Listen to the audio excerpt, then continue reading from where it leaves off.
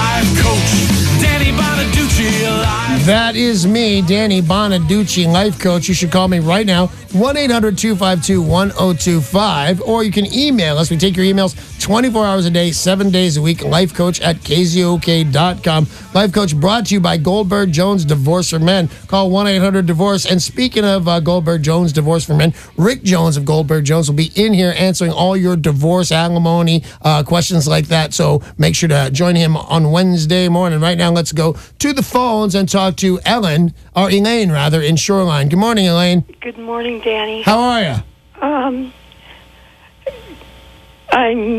You're a disaster. Yeah. What a drag. Thank you very much for staying on hold so long. What's the matter, Elaine? Well, I just discovered I've been addicted to prescription drugs for about 20 years, which would be Xanax and morphine. And I'm not sure what really happened, but a couple of my children did an intervention, and I believe I would have died had they not that day. And I went to Fairfax Detox, which was life-changing for me. And I'm having a problem with my mom and dad and my 4 sisters and 4 brother-in-laws and I believe 6 nieces and 2 nephews. Wow, with 10 you get egg rolls. I saw that movie one time. So the question here, your problem is that your family is not being as supportive as they usually are? They're not being supportive at all. Once I was getting better, my mom called me with vicious statements to me, such as I made up that I had back pain. Like, I'm not that smart to make up that I had back pain. Oh, sure you are. That's not a tough one at all. So she's saying that you had no reason to start taking the morphine. Right. And the morphine was in the form of Dilaudid? No, as in morphine. Well, jeez Louise, where'd you get that? From the Seattle Pain Center. I am so on my way there. Wait, that's not even good to say during Life Coach. Just kidding. So, all right. So, well, can I just tell you that you're so lucky your family intervened. I have some experience with all of those drugs, but to the point of a problem, it's Xanax. I had such a problem with Xanax, and did much like you, and so I'm never going to accuse you of making that up. I will say to people that haven't had it, that could just sneak right up on you. I was taking my Xanax for probably close to a decade and thinking nothing of it. Taking one at night, taking one when Sarah bugged me, taking one when Paul bugged me, but, taking one when there's a lot of traffic and I was just sick and I didn't want to go anywhere. And you're taking the Xanax. Who cares? Then I'm taking 2 Xanax. Then I'm taking 5 Xanax. And still, who cares? Everything is fine. No one would ever. I'm not sloppy. I'm not this. And the next thing I know, here comes the problem. When I quit, you know what? I'm reliant on these things. When I don't have any more, I start to shake. I better just never take any. So I'm sitting there shaking. Next thing I end up in a hospital and don't have any idea how this is happening. And here's the thing about your parents. There's whole portions of my life now, weeks, that I don't really remember anything clearly. Could that be a problem? Could that be possible with you, Elaine?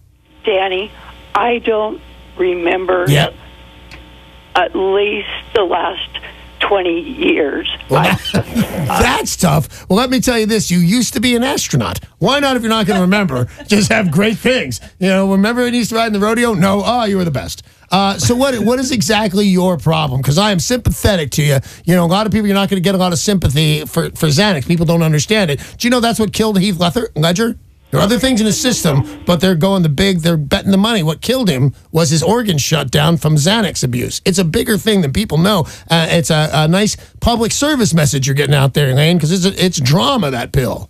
My gosh, it is the worst. It's worse than the morphine, and there's no info on it whatsoever.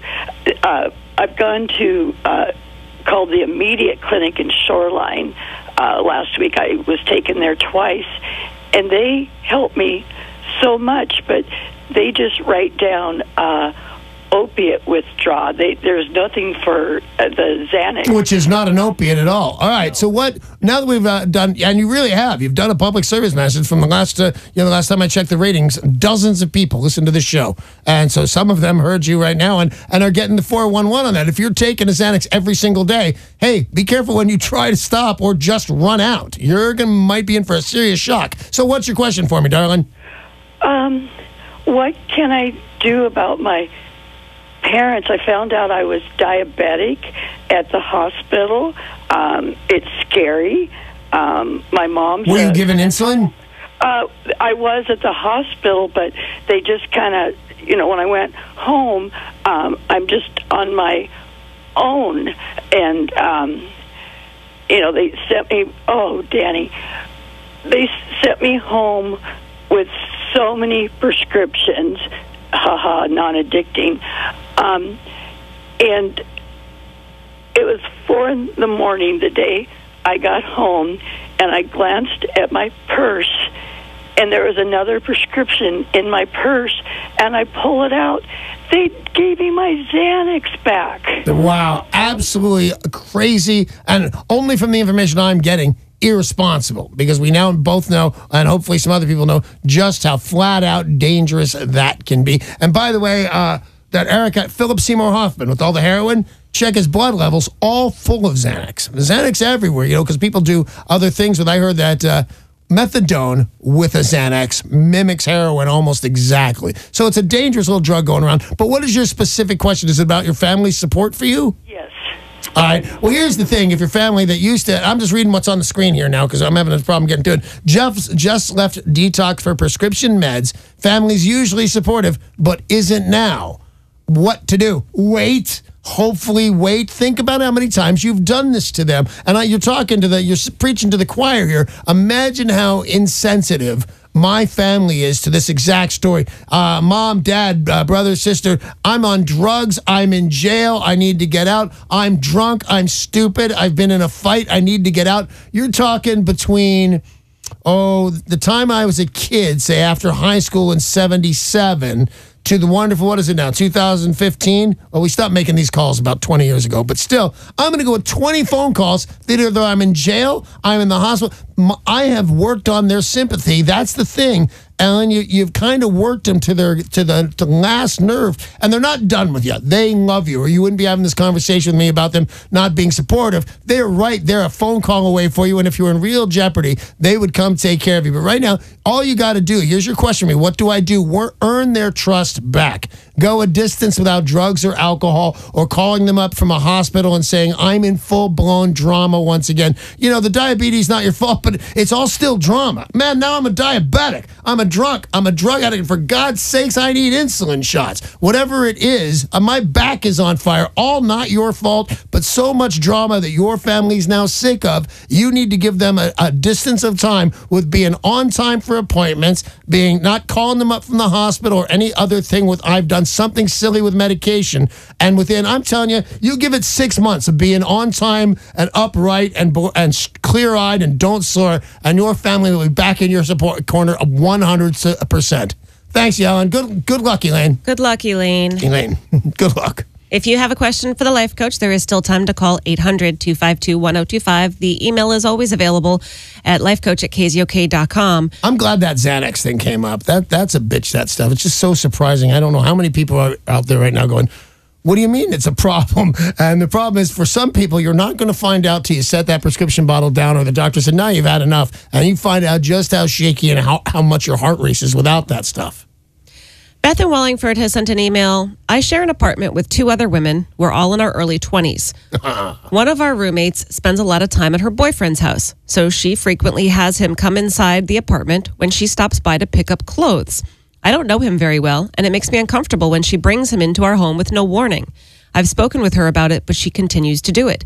Am I out of line to expect some warning before my roommate begins brings a guest into the apartment, even if only for a few minutes. No, not at all. And here's the thing. Here's what I was expecting. This is actually a good story. I was expecting she spends half of the time at her boyfriend's house, so she only wants to pay half the rent. No, you pay all the rent. Now she thinks, well, she lives here too. No, it's three young ladies. You know, you need some warning. I had the same situation in Philadelphia when I was there in the 80s, I guess the early 90s.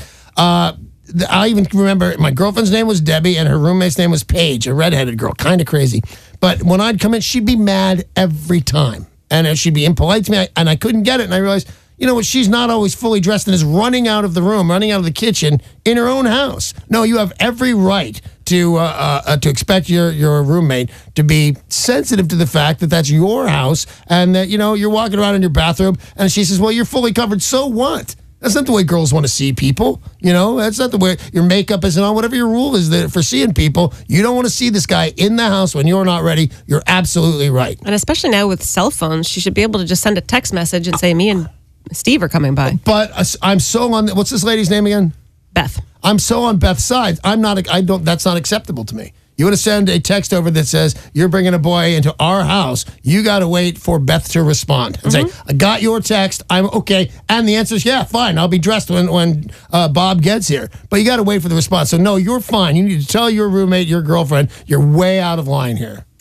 Becky in Tukwila has sent an email to the life coach. My boyfriend is a recovering addict who, after getting into trouble with the law, has been clean for just over 2 years. We've only been dating for a year, so I did not know him when he was using. He's never given me any reason not to trust him, but recently a friend told me that someone she knows saw my boyfriend buying drugs in a bar. I feel devastated, but I have no proof other than the word of someone I really don't know that well.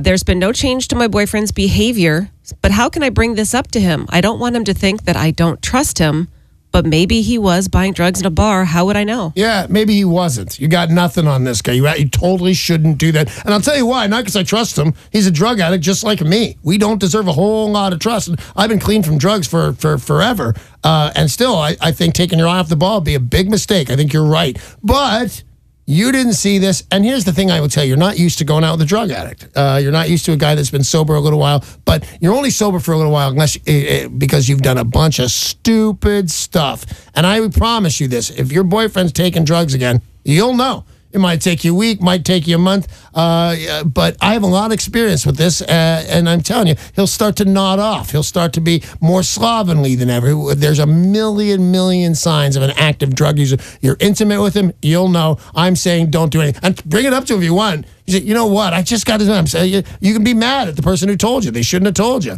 But as far as you know, he didn't do it. You should treat him as such. Hey, that is all the time we have for Dave Bonaduce Life Coach. By the way, thank you so much. Exceptional calls and exceptional emails. Life Coach is brought to you by Goldberg Jones Divorce for Men. Call 1-800-DIVORCE.